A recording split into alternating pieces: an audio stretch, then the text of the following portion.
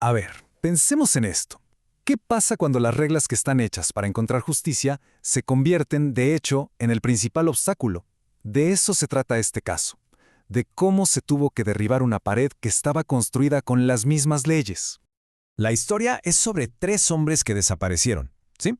Pero, ojo, no vamos a clavarnos tanto en el crimen en sí, sino en algo que casi nadie ve.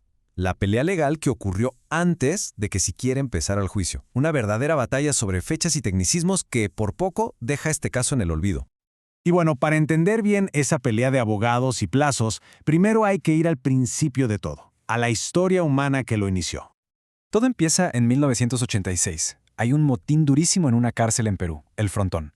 Entran las Fuerzas Armadas a controlarlo y, de repente, 3 de reclusos simplemente desaparecen. Así nomás. Y ahí arranca una búsqueda de respuestas que duraría años y que escalaría hasta una de las cortes de derechos humanos más importantes del continente. Ok, años después, el caso finalmente llega a la Corte Interamericana. ¿Y qué es lo primero que hace el gobierno de Perú? Pues intenta tirar el caso antes de empezar. Su primer movimiento fue decir, un momento, esta denuncia llegó tarde. Así de simple.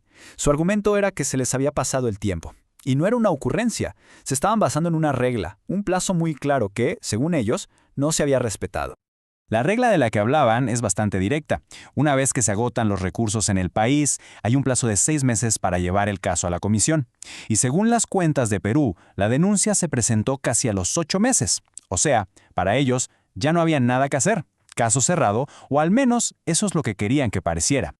Pero aquí es donde la cosa se pone interesante. La Corte se puso a revisar todos los papeles, todo el historial del caso, y se encontró con algo increíble. Una contradicción, pero no cualquiera, una contradicción gigantesca en lo que el mismo gobierno de Perú había dicho antes. Fíjense en esto.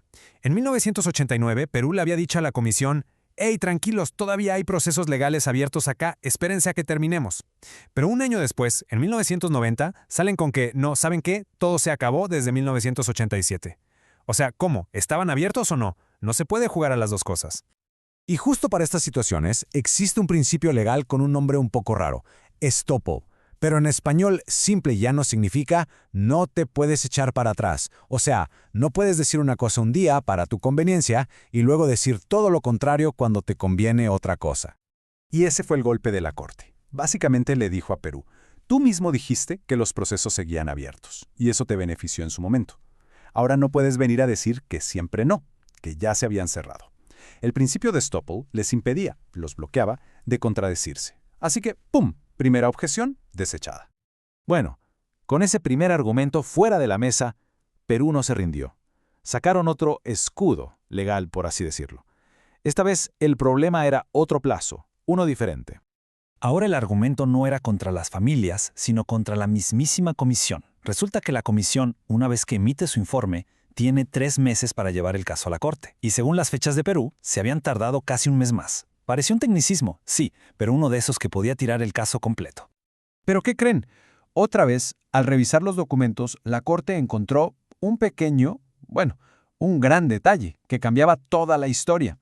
Otra vez, la clave estaba en lo que había hecho el propio gobierno de Perú.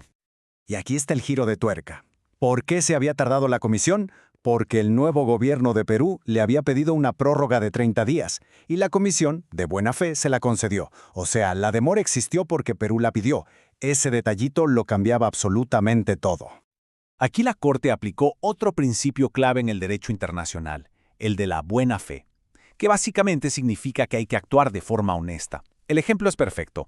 Es como si alguien pide más tiempo para entregar una tarea y luego acusa al profesor de recibirla tarde. No tiene ningún sentido. Y el razonamiento de la Corte fue así de contundente.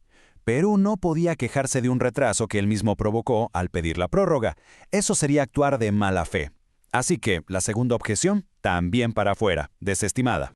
Entonces, con esos 2 obstáculos procesales fuera del camino, por fin se podía entrar a discutir el fondo del asunto, la desaparición de las 3 personas. Pero ojo, que esta decisión de la Corte sobre los plazos no fue tan sencilla, Tuvo su buena dosis de controversia.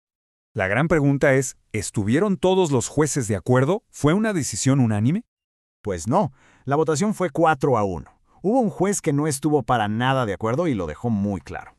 Este juez dijo, a ver, un momento. El plazo de los 6 meses no es una regla cualquiera que se pueda doblar. Es un límite fundamental que define si la comisión tiene o no tiene poder para ver el caso, o sea, su competencia. Y para él, un límite así de importante no se puede ignorar, no importa si el Estado se contradijo o no.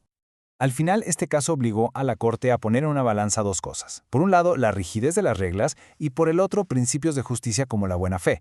Y la Corte se inclinó por la justicia.